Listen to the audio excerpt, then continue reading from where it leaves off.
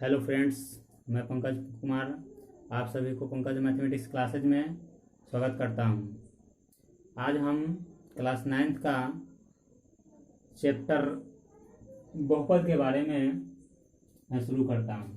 इसके बारे में इंट्रोडक्शन पहले देता हूं, उसके बाद फिर हम लोग आगे एक्सरसाइज में पहुंचेंगे। सबसे पहले इसको जानने से बहुपद को जानने से पहले हम सबसे पहले जानते हैं चर।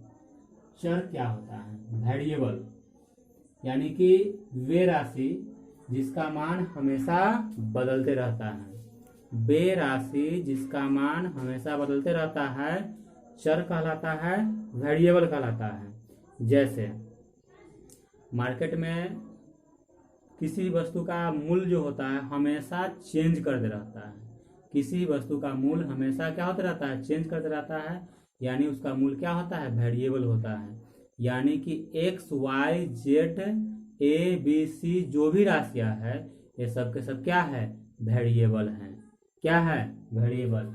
यानी कि वेरिएबल क्या होता है? एक्स वाई जेड है, या हम लोग इसको एक्स स्क्वायर भी लिख सकते हैं, एक्स क्यूब भी लिख सकते हैं, वाई क्यूब 4 भी लिख सकते हैं, ETC। ये सब का सब क्या होता है? वेरिएबल होता है।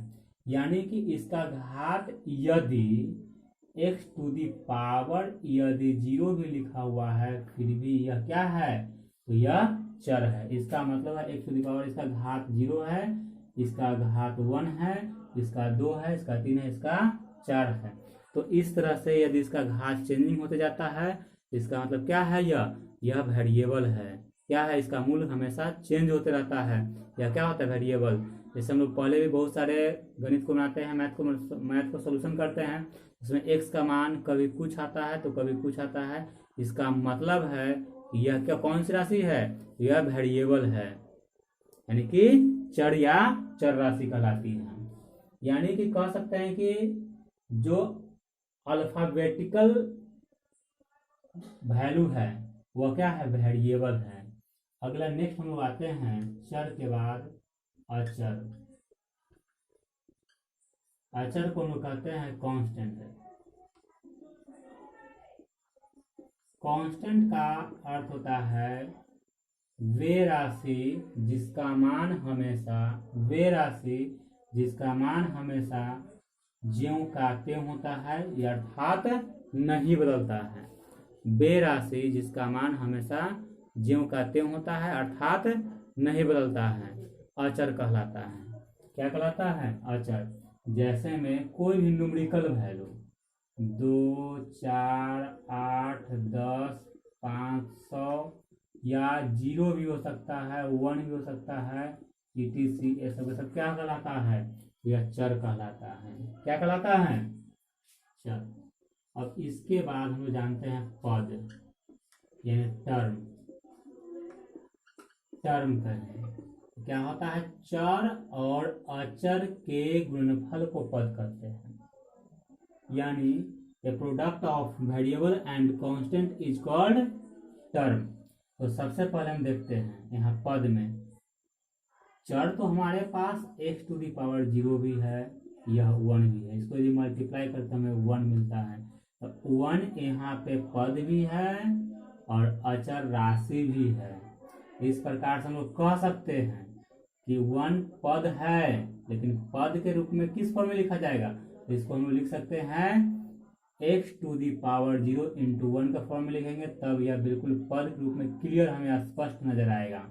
दूसरा हम लोग आते हैं, यदि हम x इंटू 1 लिखते हैं तो बिल्कुल x आता है। यदि x इंटू 0 लिखते हैं पुनः हमें 0 मिलता है, तो 1x0 ये सब पद भी होता है। यदि एक्स स्क्वायर इंटू 2 लिखते हैं तो इसको हम 2x स्क्वायर लिखेंगे, ये सब पद कहलाएगा। क्या कहलाएगा? यदि मान लेते हैं कि यदि हम लिखते हैं 4x स्क्वायर, यह भी पद कहलाएगा। 7y क्यूब, यह भी क्या कहलाएगा? पद कहलाएगा। यानी कि कोई भी चर और अचर का गुणनफल हो सकता है, किसमें? तो पद में। नेक्स्ट हम लोग मेन टॉपिक पे आते हैं, जिस टॉपिक का हमें इंतजार था, बहुपद, यानी कि पॉलिनोमियल्स।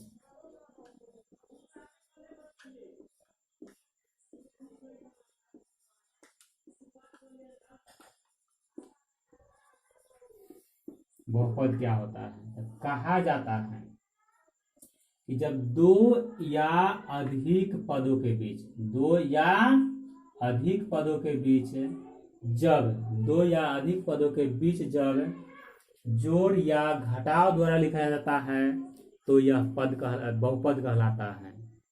नाम से यह स्पष्ट है, बहुपद यानी कि बहुपदों की संख्या एक से अधिक हो।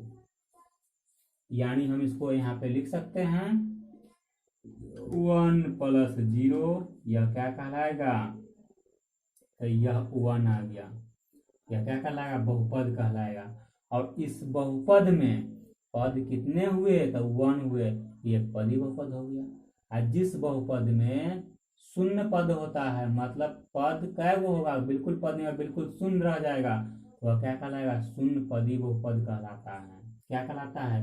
अब देखा जाए, इसमें हम ऐसे भी लिख सकते हैं x² + y भी लिख सकते हैं। इसमें भी दो पद है, दो पद है ना। अब लिखते हैं x² + 2x + 2 लिखते हैं, यहाँ भी पद है। तो दो या अधिक पद, 3 पद यहाँ पे है ना।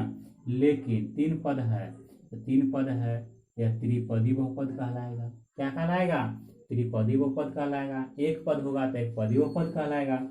जैसे यहाँ पे देखा जाए, एक पद है, एक पदी बहुपद कहलाएगा।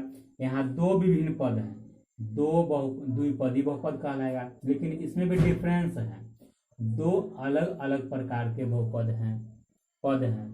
एक x² वाले हैं, एक y वाले हैं। इस प्रकार से फिर भी यह क्या कहलाएगा? बहुपद कहलाएगा। अब ऐसे भी इसको हम लिख सकते हैं x³ + 4x² - 3x + 2, यह भी क्या कहलाएगा? यह भी बहुपद होता है। क्या होता है? बहुपद। हम लोग इसको कर सकते हैं। अब क्लियर हो गया, बिल्कुल एकदम स्पष्ट हो गया होगा कि बहुपद किसे कहते हैं। तो दो या अधिक पदों के बीच, जब दो या अधिक पदों के बीच जब जोड़ या घटाव द्वारा लिखा जाता है तो क्या कहलाता है? बहुपद कहलाता है। क्या कहलाता है दोस्तों? बहुपद कहलाता है। चलिए अब हम लोग आते हैं, नेक्स्ट हमारे पास आता है power of polynomials.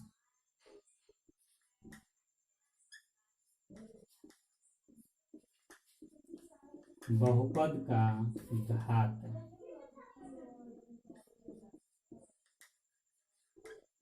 Power of polynomials, बहुपद का घात क्या होता है? तो सबसे पहले हम एक एग्जाम्पल द्वारा क्लियर करते हैं, और उससे भी पहले हम एक छोटा सा पॉइंट बता देते हैं आपको, जो कि वाकई में बहुत ही मज़ेदार टॉपिक है, बहुत ही इम्पोर्टेंट भी है। जैसे में यदि आपके पास लिखा गया हो, यदि मान लिया जाए यहाँ पे हम x लिख रहे हैं, इसका मतलब x को बोलते हैं तो बिल्कुल यह बोलते हैं कि x क्या है? अकेला है। नहीं, यह अकेला नहीं है, इसके साथ क्या क्या चीज़ है? इसके घात में 1 छुपा हुआ है, इसके गुणा में 1 छुपा हुआ है, इसके साथ चिन्ह प्लस छुपा हुआ है, इसके बटा में 1 छुपा हुआ है। यानी कि कहें तो इसका मतलब इसका घात कितना छुपा हुआ है? 1। ठीक है, बटा में क्या है? 1 है, गुणा में क्या है? 1 है। तो इसको हम लोग कहते हैं घात। क्या कहते हैं? किसी भी राशि के, सीधी सी बात समझ लीजिए, कंधा पे, कहाँ पे? कंधा पे, कंधा पे जो होता है क्या होता है? घात होता है। या क्या है? घात यानी कि पावर। और उसके बाद यह जो होता है, यह कहलाता है आधार, यानी कि बेस। उसके बाद जो गुणा में जो भी चीज होता है, चाहे चर हो अथवा अचर हो, वेरिएबल हो या कांस्टेंट हो, यह इसका कहलाता है गुणांक। क्या कहलाता है? गुणांक, यानी कि कोएफिशिएंट। क्या कहलाएगा? कोएफिशिएंट कहलाएगा। और यदि यहाँ इसके पहले यदि कोई चिन्ह आपको नहीं दिख रहा हो, कोई चिन्ह न दिख रहा हो, इसका मतलब समझ जाइए कि क्या छुपा हुआ है, कौन सा चिन्ह छुपा हुआ है? तो प्लस का चिन्ह हमेशा छुपा हुआ रहता है। यह प्लस का चिन्ह यदि बीच में होता है तभी हम लोग लिख पाते हैं, लेकिन इसके पहले हम लोग चिन्ह को नहीं लिख पाते हैं। जैसे यहाँ x² इसके पहले कौन सा चिन्ह छुपा हुआ है? प्लस का चिन्ह छुपा हुआ है। चलिए अब हम आते हैं बहुपद का घात। जैसे लिखा हुआ है यहाँ पे बहुपद 3x⁴ plus 3x³ minus 4x² plus 4x-4 लिखा हुआ है। तब इसमें गौर से देखेंगे, यहाँ इस पद का घात 4 है, इसका 3 है, इसका 2 है, इसका क्या है कुछ नहीं, तो 1 छुपा हुआ है। और यहाँ पे बिल्कुल आपको लग रहा है कि अचर राशि है, नहीं अचर नहीं है, इसके साथ चर भी लगाओ, शून्य घात है, यानी कि शून्य घात के रूप में है। तो कहा जाता है दिए गए बहुपद में चर राशि के अधिकतम घात को उस बहुपद का घात कहते हैं। यानी कि इस बहुपद का घात आपको कितना मिल रहा है, अधिकतम घात कितना दिया गया है 4 है, तब बहुपद का घात क्या हो जाएगा 4 होगा। यदि लिखा हुआ है 4x⁵ प्लस 3x⁴, घात इस पर भी है इस पर भी है, लेकिन अधिकतम घात कितना होना चाहिए, जो अधिकतम घात हो। अधिकतम घात यहाँ पे कितना है 5 है, इस बहुपद का घात क्या हो जाएगा 5 होगा। और बहुपद को सबसे इंपॉर्टेंट चीज, बहुपद को हमेशा जो होता है अंग्रेजी होता है पॉलिनोमियल्स, इसलिए p, और यहाँ पे जो चर का यूज किया गया है, चर के रूप में यहाँ पे कितना यूज किया गया x, इसलिए px द्वारा इंडिकेट करते हैं। तो px py qx qy हमेशा इस तरह से बहुपद क्या करते हैं हम लोग सूचित कर लेते हैं। चलिए अब हम आते हैं बहुपद में पदों के संख्या के आधार पर बहुपद के प्रकार। बहुपद को दो तरह से डिवाइड किया गया है। पहला नंबर पदों के संख्या के आधार पर, और दूसरा नंबर घात के आधार पर। तो सबसे पहले हम आते हैं types of polynomials.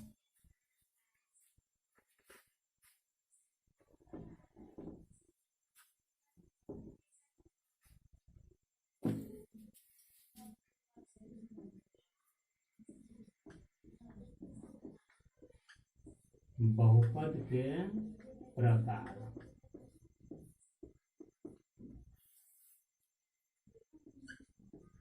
First number इसमें हम देखते हैं पदों के संख्या के आधार पर, और सेकेंड नंबर आता है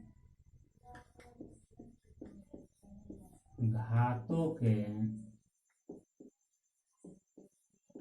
आधार पर। चलिए पदों के संख्या के आधार पर, तो कहा जाता है कि जिस बहुपद में पद की संख्या 1 होता है वह एक पदी बहुपद कहलाता है। पहला नंबर इसमें लोग देखते हैं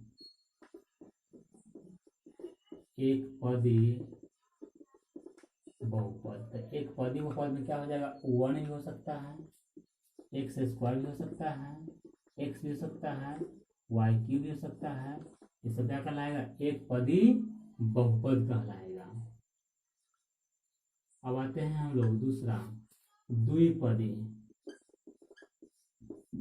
द्विपदी बहुपद जिसमें पदों की संख्या 2 हो, x+1 और 2 है x+y। दो विभिन्न पद है लेकिन दोनों विभिन्न प्रकार के चर हैं, दो विभिन्न चर हैं। x² + 2 यह भी क्या कहलाएगा, यह कहलाएगा द्विपदी बहुपद कहलाएगा। त्रिपदी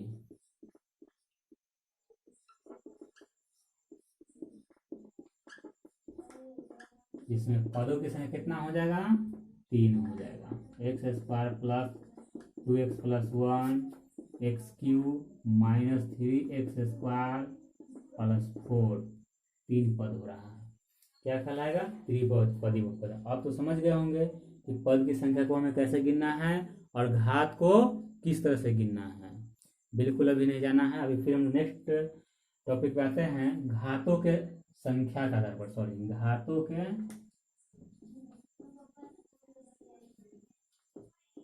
संख्या के आधार पर। पहला नंबर हम लिखते हैं इसमें रैखिक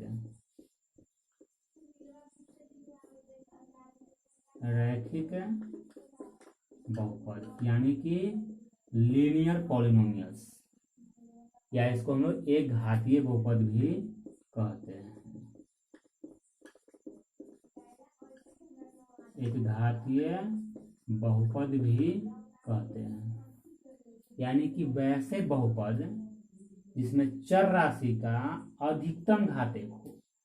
यानी कि यदि हम मान लें 2x + 1, इसका घात कितना है 1 है। इसका जो लिखने का हमारे पास लिखने का जो तरीका होता है, इसको ax + b के फॉर्म में भी लिखते हैं। अब एक चीज और याद रखना है हमको, हमें फ्यूचर के लिए,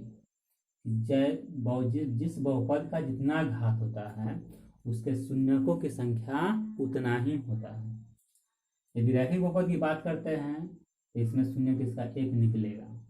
चलिए नेक्स्ट वीडियो में इसको हम देखेंगे। फिर आगे बी नंबर में द्विघातीय बहुपद है। द्विघातीय बहुपद क्वाड्रेटिक पॉलिनोमियल्स 2x² + 4x - 1 द्विघातीय बहुपद हो गया। 3x² - 4x + 2 द्विघातीय बहुपद हो गया। इसको लिखने का जो तरीका है ax² + bx + c का जो फॉर्म होता है, यह इसका द्विघातीय बहुपद लिखने का तरीका है। और ax + b जो है रैखिक बहुपद लिखने का तरीका होता है। सी नंबर त्रिघातीय बहुपद।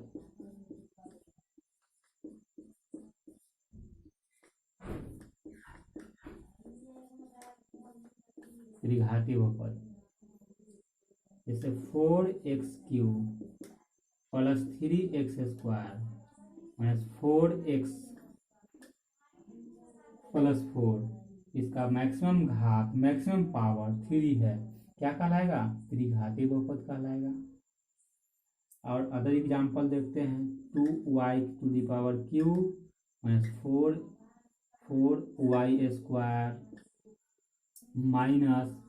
3y + 7 त्रिघातीय बहुपद हो गया। इसको लिखने का जो तरीका होता है ax³ + 4x² x + x³ + bx² + cx + d, यह जो है त्रिघातीय बहुपद लिखने का तरीका है। यानी कि एक घातीय का शून्यक 1 निकलेगा, द्विघातीय का शून्यक 2 निकलेगा, त्रिघातीय का शून्यक 3 निकलेगा। तो चलिए ये है आपका बहुपद से संबंधित इंट्रोडक्शन क्लास। अब इसके बाद हम लोग नेक्स्ट वीडियो में, यानी कि अब इसमें हम एक्सरसाइज पहले सॉल्व करेंगे, उसके बाद फिर हम लोग बारी बारी से बहुपद का जोड़, बहुपद का घटाव, बहुपद का गुणा, बहुपद का भाग, इस तरह से सीखेंगे। कहा जाता है दोस्तों कि बहुपद एक ऐसा एक्सरसाइज है जिस पर यदि कमांड कर लिया जाता है तो मैथ के आधा बीजगणित यानी अलजेब्रा पर पूर्णतः हम लोग कब्जा कर लेते हैं। यानी कि मैथ पर कब्जा करना है, यानी मैथ में आपको 0 to हीरो बनना है, 0 से हीरो बनना है। तो इस कंडीशंस में अलजेब्रा पर फुल्ली कमांड और फुल्ली एकदम पूरा तरह से समझना होगा। और यदि इस वीडियो में कहीं दिक्कत है, कहीं समस्या है, कहीं कोई दिक्कत है, नहीं समझ में आ रहा है, तब कमेंट में जरूर लिखेंगे। और 9th क्लास के रेगुलर क्लास को करने के लिए आपको इस चैनल को सब्सक्राइब करना होगा। और सब्सक्राइब करने से आपके पास क्या होगा कि जब मैं वीडियो डालूंगा आपको इसका नोटिफिकेशन, यानी कि हर वीडियो आपको मिलते चला जाएगा। इससे आपका हर पढ़ाई पूरा हो सकता है।